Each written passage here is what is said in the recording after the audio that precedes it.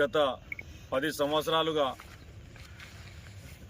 హిందూ ఉత్సవ సమితికి మరి ఇతర మతాలందరికీ కూడా ఈద్గాలకు కానీ మళ్ళీ ఇక్కడ చూసినట్టయితే ఈద్గాకు ఇవ్వడం జరిగింది.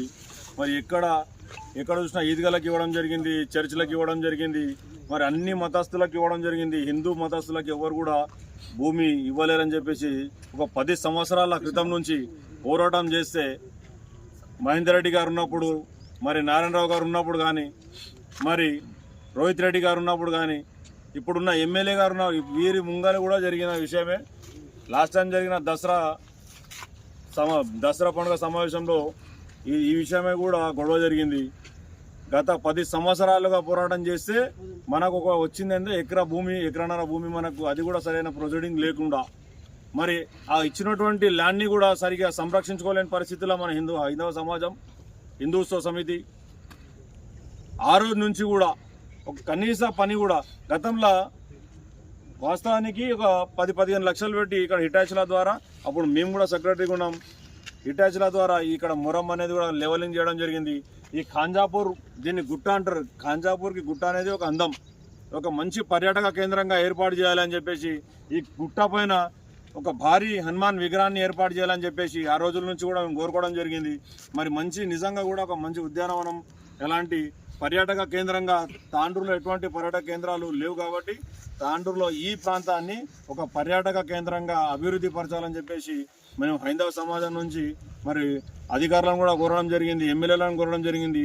మరి ఈరోజు చూసినట్లయితే కొందరు దొంగన కొడుకులందరూ కూడా ఈరోజు మొత్తం గతంలో డెవలప్మెంట్ పేరు మీద మొరం కూడా కొట్టుకోవడం జరిగింది. మరి ఈరోజు చూసినట్లయితే దొంగలందరూ కూడా ఈ హిందూత్సవ సమితికి ఇచ్చినటువంటి ల్యాండ్ మీదనే కొన్ని వేల టిప్పర్లు, మరి ఈరోజు కూడా ఒక 50 ట్రాక్టర్ల వరకు ఈరోజు మొరం కొట్టడం జరిగింది. ఒక్కొక్క ట్రాక్టర్ వచ్చేసి 3,000 రూపాయలకు అమ్ముకుంటున్నారు. 3,000 రూపాయలకు అమ్ముకుంటున్నారు. ఒక్కొక్క టిప్పర్ వచ్చేసి 15,000 రూపాయలకు ఒక్కొక్క ట్రిప్పర్ అమ్ముకుంటున్నారు. మరి అంత డబ్బు ఎక్కడ, ఎవరు ఏం చేస్తున్నారో అర్థం కావట్లేదు. తప్పకుండా ఈ ప్రాంతంలో హిందూ ఉత్సవ సమితి ఎంతైతే ఈ సర్ఫేస్ ఎంత నీట్ ఎంత ఉందో ఇదంతా కూడా హిందూ ఉత్సవ సమితి ఆక్యుపై చేసుకొని అందరు కూడా అధికారులు, మైనింగ్ అధికారులు నిధులవుతున్నారని అర్థమవుతుంది. మరి అధికారంలో ఉన్నటువంటి నాయకుల మాటలు విని వారు భయపడియటం వల్ల పనిచేస్తున్నారా, ఈ మైనింగ్ అధికారులు కళ్ళు మూసుకున్నారో అర్థమవుతలేదు.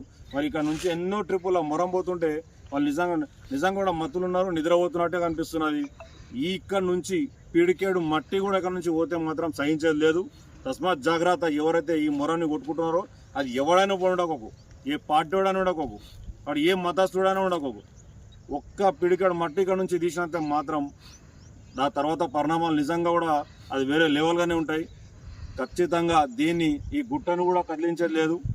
ఇవన్నీ కూడా నీట్గా ఈ అధికారులు మా చేతికి అప్పచెప్పాలని చెప్పి హిందూ సమాజానికి, హిందూ ఉత్సవ కమిటీకి ఈ ప్రాంతాన్ని అప్పచెప్పేసి ఈ మొత్తం కూడా ఖచ్చితంగా ఈ అధికారులు దీనిపైన దృష్టి పెట్టి ఇక్కడ నుంచి ఎటువంటి ట్రాక్టర్లు కానీ, టిప్పర్లు కానీ, జేసీబీలు కానీ ఇప్పుడు ఎన్నైతే జరిగినాయో అన్నీ ఖచ్చితంగా మాకు రికవరీ చేసి ఖచ్చితంగా హిందూ ఉత్సవ సమితికి ఆ మొత్తం అమౌంట్ కూడా దీనికి సంబంధించిన అభివృద్ధికి అన్నీ కూడా మాకు నిధులు ఇవ్వాలని చెప్పేసి మరి ఎమ్మెల్యే గారిని కోరుకుంటున్నాం.